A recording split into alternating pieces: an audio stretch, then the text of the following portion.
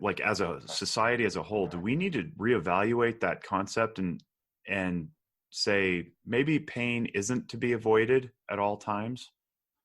I mean, I can only really sort of use my own experience and that research I've done sort of on that epidemiology of the Australian community, but certainly the overprotection and sort of taking children away from anything that could be sort of at all difficult or painful or traumatic and whatever actually probably doesn't help in the long run, because it just doesn't allow you to understand yourself.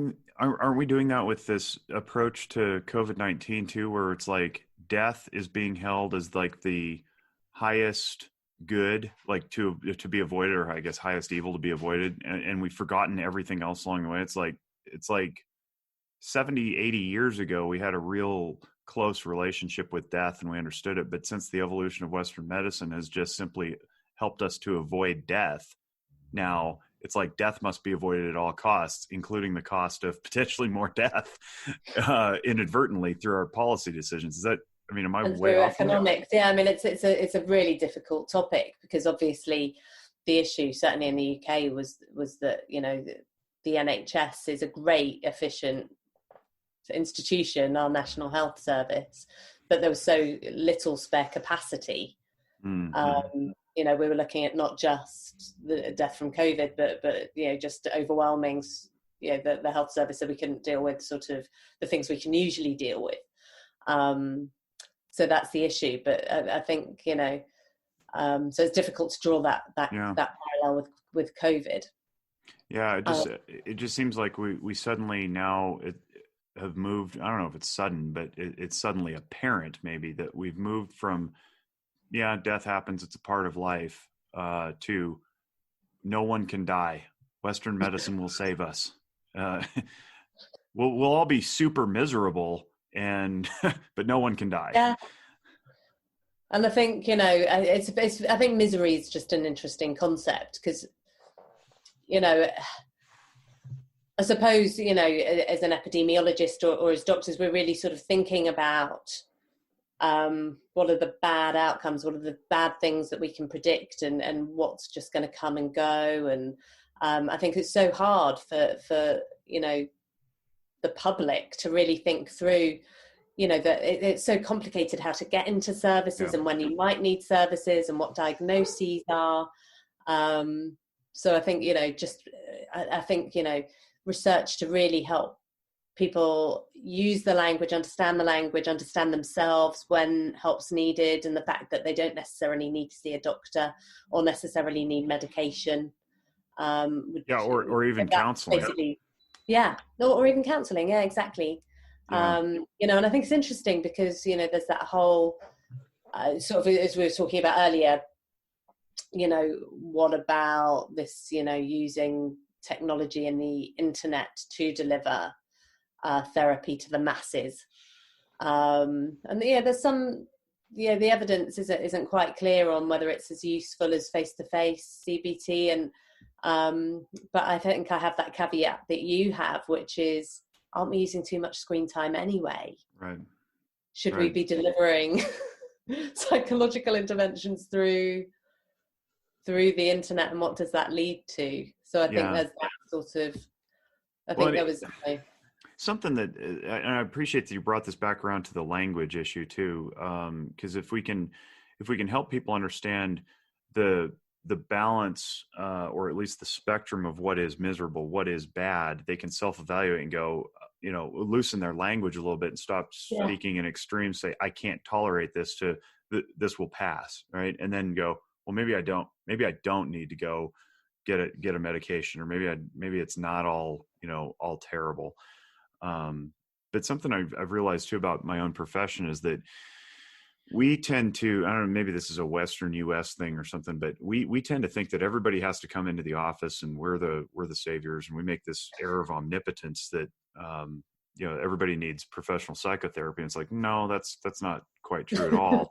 And they definitely don't all need to be hour-long sessions, and they don't need to be 6 months at a time for weekly or whatever. And so I think if we can push that message out too. Say, maybe things aren't as bad as they are. Maybe they're okay. Let me just give you a little perspective, smack you on the butt and send you on your way. And then if you need, come back in a month if things are still bad, right? And then space it out a little bit, create some context and allow people room to grow, rather than pathologizing every little thing, which I think we've done as a profession. We've said, oh my gosh, you're sad for too many days, so therefore let me help fix you, because oh, by the way, I get paid to do it too. Yeah. Not that anyone would let that interfere. Yeah, that's an issue. And I think the other sort of, because I think there's just too much of a divide at the moment between, the professional help, or the professional, doctors, psychologists, etc. And then there's the sort of self-help world. Yeah. And I just think there needs to be a movement where, maybe the researchers and doctors can help the self-help world, but actually maybe the self-help world and social media can help doctors actually reach the people that need to be reached. I am so glad you said that. It's like you're in my head, and I sort of hate it and love it simultaneously. But yeah, you're right. Over here, there's this professional protectionism that goes on. It's like, well, if you don't have the graduate degree and the license, then you're no good. It's like, really? Because I'm pretty sure that we didn't even exist 100 years ago. Like somehow humanity made it this far with people just leaning on each other. Maybe we're not the be all end all. Yeah, no, exactly. And, things like gardening and getting out and exercise. I look out my window at the moment, everyone's running around, running, jogging because of COVID.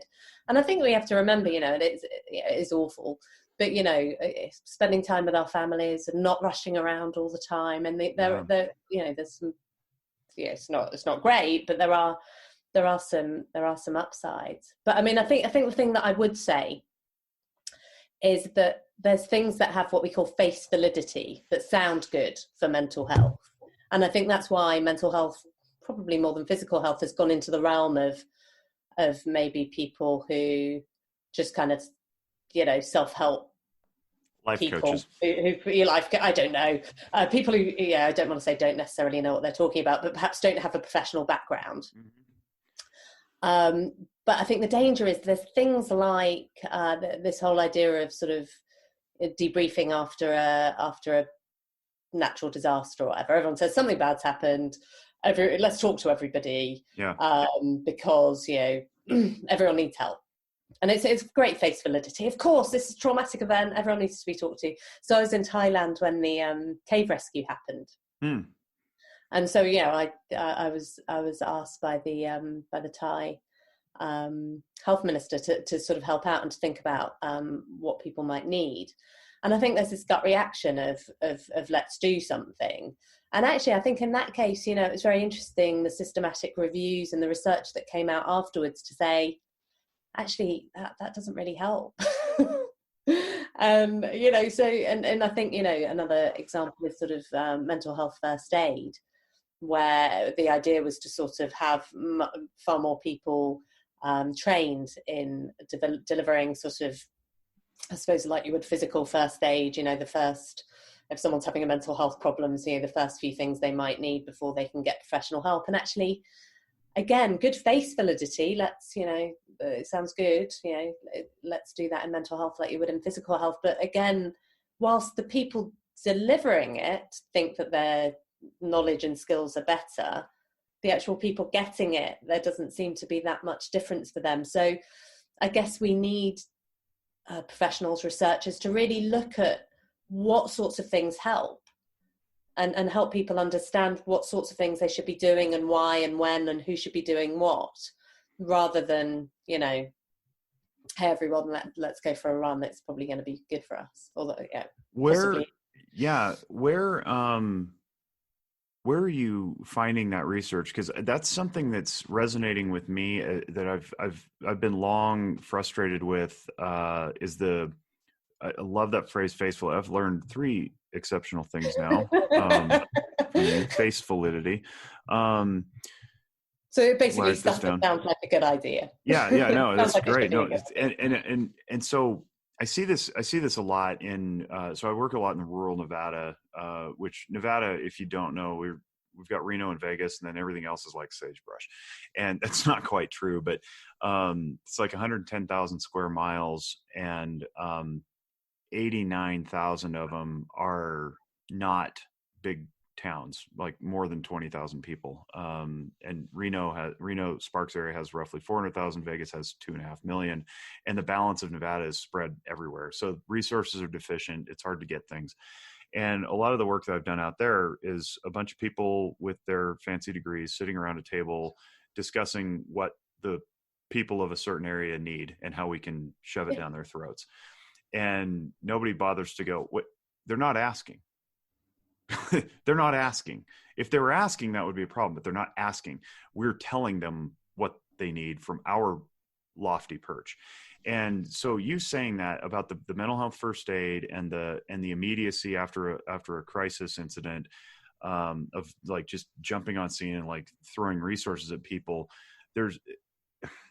it seems to, I want to see the research on this, because I don't know where to find it, but it seems to me that would make sense. Like, we got to give some space and time here for people to process, to see if they then need more ongoing care, not just jump in and presume that there's pathology existing, because it may not. They may be fine. They're totally resilient. Yeah, and actually sort of, the evidence I'm aware of is really, offer practical support. People don't necessarily, after a big disaster, want to talk to someone like me or like you or whatever. Right. They want the help of their family and friends and practical support. And, they call it watchful waiting. After a while, some of them might have a problem that they need help with, and that should be provided for them. Evidence-based treatment should be provided as and when they have a problem. But certainly, sort of saying you must talk about it immediately after a traumatic incident isn't particularly, it doesn't appear to be an evidence-based thing to do. Yeah, it inverts our ethics too. I think it violates autonomy to insist from our, professional leverage that someone needs something, or that we have to compel them into discussing something they're not ready to discuss. It's like, well, shoot, I guess I should. The expert's telling me to, and okay, I guess I'll talk about it. But then we end up doing more harm than good, because we're dragging them through a process that should unfold on its own, not on our time. No, and perhaps suggesting that they should be unwell, or re-traumatizing them, or whatever we're doing. People have very effective ways of coping with stress and trauma. Yeah, and it's rare. So some people get on. I think someone was telling me about someone who'd sort of got on the news after the cave disaster, saying, these poor boys were definitely going to have problems after that traumatic event.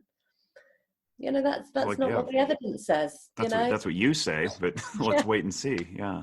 Let's see. As far as I know, they've done quite well. But my advice was, let them go back to their friends and family. Don't interview them. Don't expose them to excess trauma. In addition to what they've already been through.